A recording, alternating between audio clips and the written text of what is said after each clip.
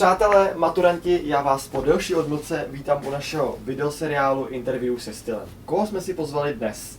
Opět jsme sáhli do trochu jiného soudku a pozvali jsme si člověka, který má už poměrně značnou dobu s maturitními plesy tady v jižních Čechách co dočinění.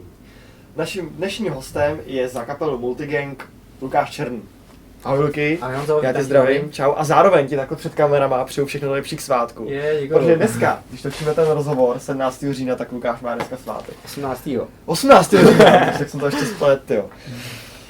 Dobrý, Luky, já jsem říkal, že jsi vlastně člověk, který se tady okolo těch plesů pohybuje úplně nejvíc, s tím, že my dneska budeme z hlediska těch plesů mluvit hlavně o kapelách, protože ty seš v několika kapelách, nebo hraješ v několika kapelách, z nich až nejdůležitější je kapela Multigang, o který se tady dneska budeme bavit. Jen tak na začátek, co by si nám k téhle kapele řekl, k té vaší kapele, to znamená například, kdy jste se seznámili, jak dejme tomu dlouho spolu fungujete, na jaký nástroje třeba hrajete a takhle. Jak by si vlastně tu kapelu představil? Dobře, tak s kapelou Multigang hrajeme od nějakého roku 2006, což už je 8 let. Máme společně tenhle projekt, kde je kapelník Pavel Maršík, ten zpívá, hraje na basu, na klávesy, já tam hraju na kytaru, máme tam zpěvačku, máme tam Zdendu Koupka na bicí, basáka, takže to takovýhle uskupení. Co k tomu ještě říct? Co třeba žánr?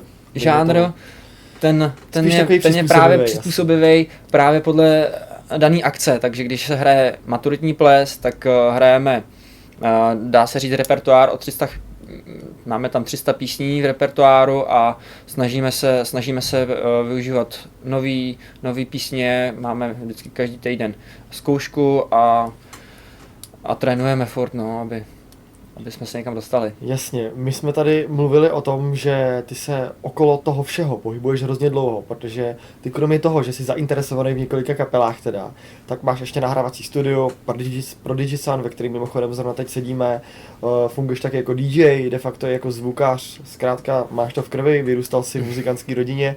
Když to takhle řeknu, já dokonce vím, že ty jsi říkal v roce 2006, teda, že jste se s tou kapelou nějak dali dohromady, ale hraješ díl, ne?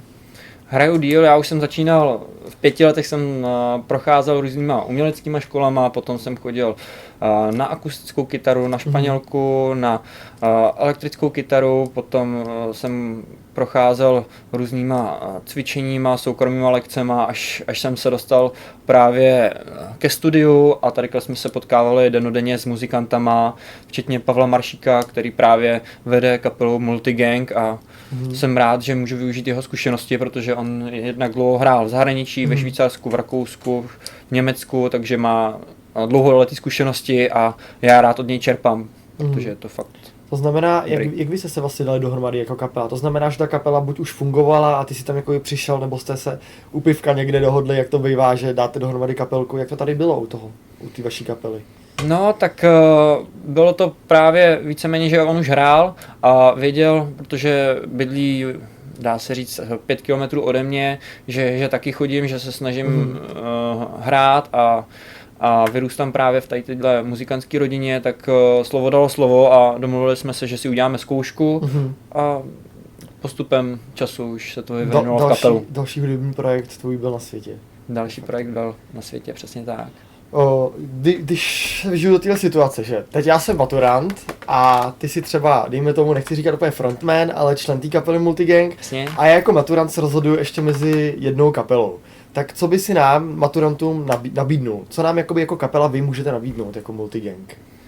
Tak jednak je to na základě té dlouholeté zkušenosti právě, že je tam Pavel, tak můžeme nabídnout aktuální repertoár, zkoušíme, dá se říct, každý víkend a jednak to jsou jak český, zahraniční, takže se snažíme přizpůsobit tomu danému plesu.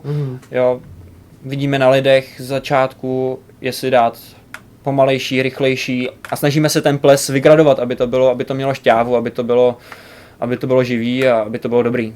To znamená, že u vás to hlavní, co můžete nabídnout, takový to gro, je hlavně ta zkušenost, kterou máte. Ty jsi říkal, že jeden váš člen, teď si nejsem úplně jistý, jestli frontman, hrál nějakou dobu taky v cizině, ve Švýcarsku. Přesně tak. Takže to jsou ty zkušenosti, co vy vlastně můžete těm maturantům nabídnout. Přesně tak, že už dlouho takhle to využíváme ty zkušenosti. Jak si řekl teď to slovo dlouho, tak mě jako mi napadlo, taky jsem tady říkal, že ty děláš DJ, de facto jsi v hudbě každý den, jsi z muzikantské rodiny.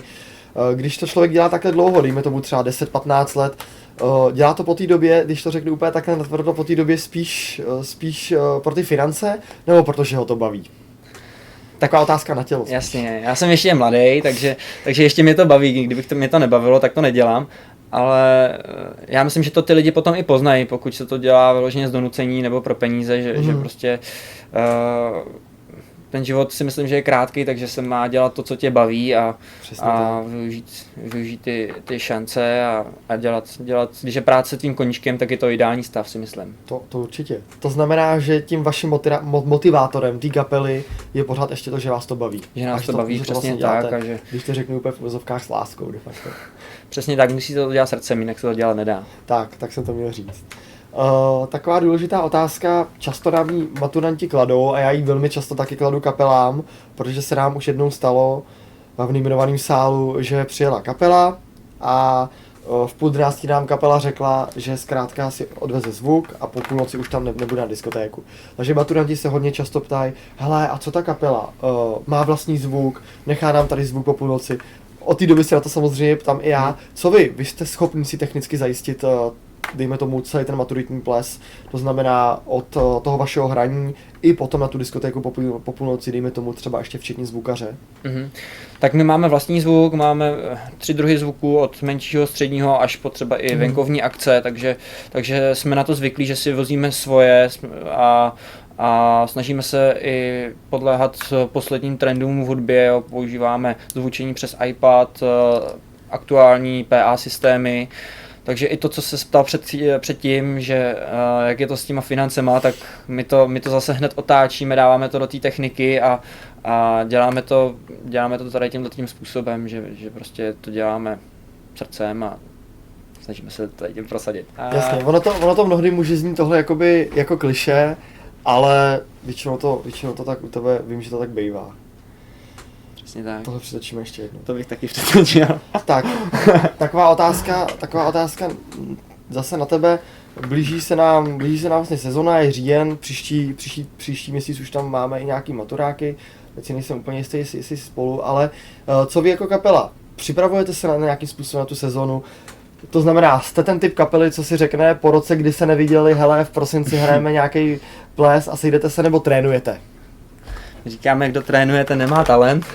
Ne, takhle ne, takže trénujeme, samozřejmě máme každý víkend, máme v neděli zkoušky a snažíme se natrénovat něco nového a de facto připravovat nový materiály, nový písně, aby to bylo aktuální a aby se to těm maturantům líbilo.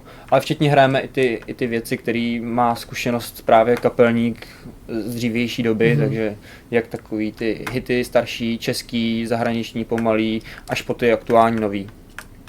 Když to vztahnu na tebe teď, my se tady de facto do téhle doby jsme se bavili o kapele, když se teď budeme bavit o tobě jako jednotlivci, už jsem tady 2krát opakoval, že ty jsi zainteresovaný v hrozně projektech, většinou jsou to hudební projekty.